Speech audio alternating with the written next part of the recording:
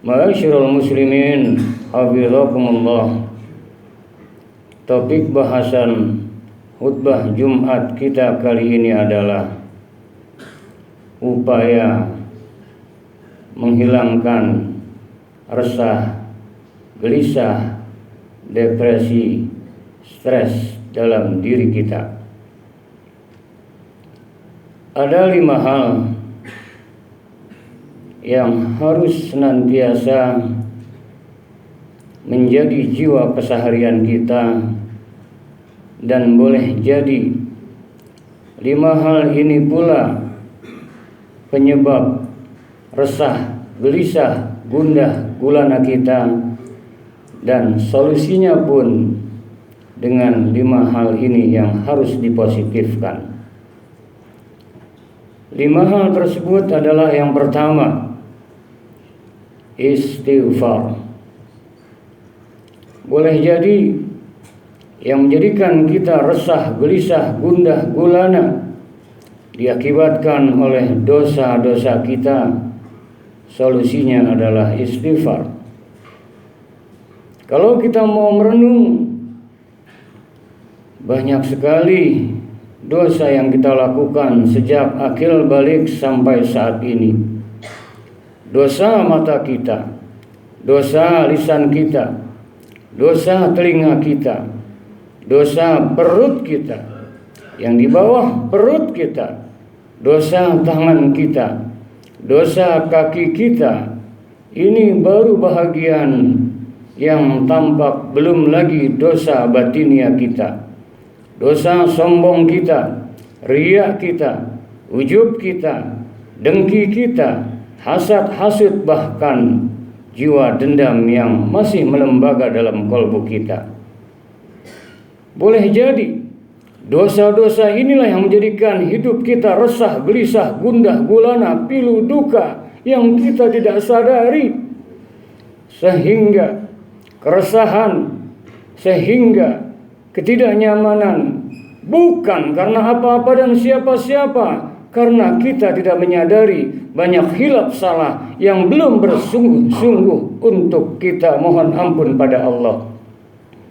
Maka solusinya adalah senantiasa jadikan hari-hari yang kita lalui terhias istighfar yang sebanyak-banyaknya. Tubu ilallah taubatan nasuha. Kita taubat, kita kembali kepada Allah dengan taubatan nasuha.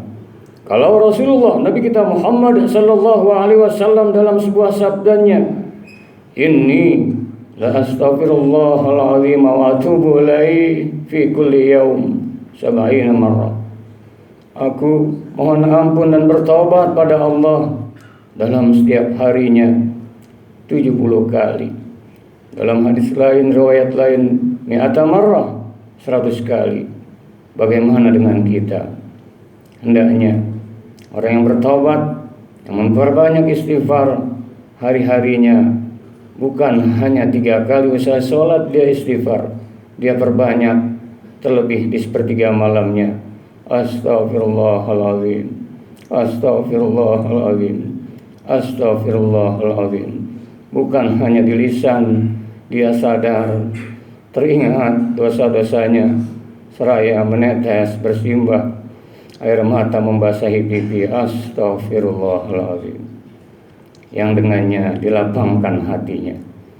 Yang kedua, boleh jadi kita kurang mensyukuri atas karunia nikmat-nikmat Allah Subhanahu wa taala. Ini adalah dosa. La in syakartum la azidannakum wa la in kafartum inna azabi lasyadid. Jikalau hamba-hambaku pandai bersyukur ditambah nikmatnya, nyaman batinnya. Wa la in kafartum inna azabi lasyadid. Jikalau kufur, azab Allah sangat pedih. Boleh jadi azabnya berupa keresahan, kegundahan, kepiluan, depresi, stres menghiasi hidupnya dikarenakan lalai daripada bersyukur. Kalau kita mau merenung, seharusnya bersyukurlah kita sampai detik ini iman masih lekat dalam kalbu. Asyik dia masih menarik, mengeluarkan, menghembuskan nafas. jantung masih berdetak, mata menatap, telinga mendengar, lisan berucap, tangan kita gerakkan, kaki kita langkahkan. Oh sungguh karunia nikmat Allah amat sangat luar biasa. Syekh Abdul Qadir Al-Jailani dalam kata-kata mutiaranya, siap-siaplah hidup ini resah, gelisah, gundah gulana, pilu duka. Kalau kau ingat dalam hidup ini yang luput-luput saja, seolah kau khilaf, tidak mau mensyukuri nikmat yang begitu banyak yang masih kau miliki. Dengan demikian, solusinya adalah kita harus senantiasa, tiada hari tanpa bersyukur. Bahkan jam, menit, detik pun kita hiasi dengan alhamdulillah, alhamdulillah, alhamdulillah. Apapun kondisi kita, masukkan ke dalam relung kolbu kita alhamdulillah. Yang ketiga, boleh jadi masih resah juga, sudah berbanyak istighfar, sudah pandai bersyukur. Yang ketiga, boleh jadi kita masih mengandalkan diri kita, mengandalkan potensi kita, tidak bergantung sepenuhnya pada Allah, tidak bertawakal totalitas kepada Allah Subhanahu wa Ta'ala. Oleh karenanya, silahkan ikhtiar yang maksimal menjadikan sebuah nilai ibadah. Namun dibalik itu semua, serahkan semuanya kepada Allah. Siap-siaplah kecewa nantinya apabila suatu kegagalan, sesuatu yang tidak kita inginkan, kalau kita tidak tawakal sepenuhnya kepada Allah Subhanahu wa Ta'ala. Karenanya solusinya, apapun yang kita lakukan, maka serahkan sepenuhnya kepada Allah. Perbanyak la haula wala quwwata illa billahil aliyil azim.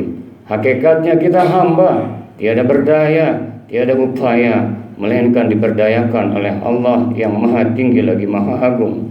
Hasbunallah wa ni'mal wakil. Cukup bagi kami Engkau ya Allah, sebaik-baik penolong, sebaik-baik pelindung. Hiasi hari-hari kita dengan la haula wala quwwata illa billahil aliyil azim. Yang keempat adalah ridho, yang membuat resah, gelisah, gundah gulana, pilu, duka, depresi, stres, karena tidak ridho akan ketentuan Allah Subhanahu wa Ta'ala. Inginnya begini, ternyata begitu. Inginnya A, ternyata B. Ridho. Apa yang kita harapkan belum juga berhasil. Ridho. Faman radhiyalahu falahu ridho. Siapa yang ridho atas ketentuan Allah, Allah pun akan ridho. Mustahil kita gapai ridho Allah kalau kita tidak ridho atas takdir Allah Subhanahu wa Ta'ala. Orang yang ridho, lapang hatinya, nyaman batinnya, apapun yang ditakdirkan oleh Allah Subhanahu wa Ta'ala untuknya. Kalau sudah demikian, maka raditu billahi rabba wa bil islami dina wa bi Muhammadin nabiyya wa rasula. Akhirnya hatinya pun lapang. Ya ayatahun nafsil mutmainnah, irji'i ila rabbiki radiyatan mardiyah, fadkhuli fi ibadi wadkhuli jannati. Yang kelima adalah ikhlas semata karena Allah. Kekecewaan kita, ketidaknyamanan kita, kegundahan kita boleh jadi perlu kita evaluasi. Yang kita persembahkan belum ikhlas semata karena Allah. Solusinya, lakukan sesuatu semata karena Allah. Perbanyak kalimat tauhid, la ilaha illallah, la fa'al illallah, la hayy illallah, la mawjud illallah. Tiada yang berbuat segala sesuatu Allah, yang menghidupkan Allah, yang mewujudkan segala sesuatu Allah. Dia persembahkan hari-harinya. Faman kana yarju liqa rabbih falyamal amalan salihan wa la yusyrik bi ibadati rabbih ahada. Siapa yang ingin jumpa dengan Rabbnya, maka dia amal solehnya lakukan semata karena Allah. Tiada sekutukan satupun jua amalnya dengan apapun jua.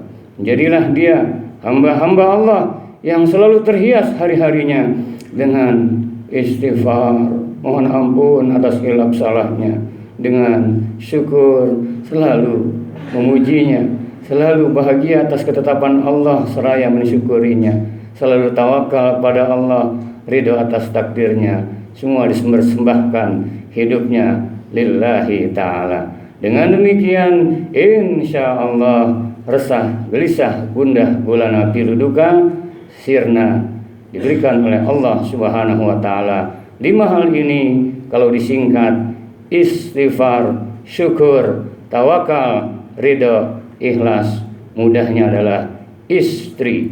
Istighfar, syukur, tawakal, ridha, ikhlas harus menjadi jiwa keseharian kita. Kalau kita terapkan, inilah perwujudan dari ala bizikrillah tatmainnul qulub.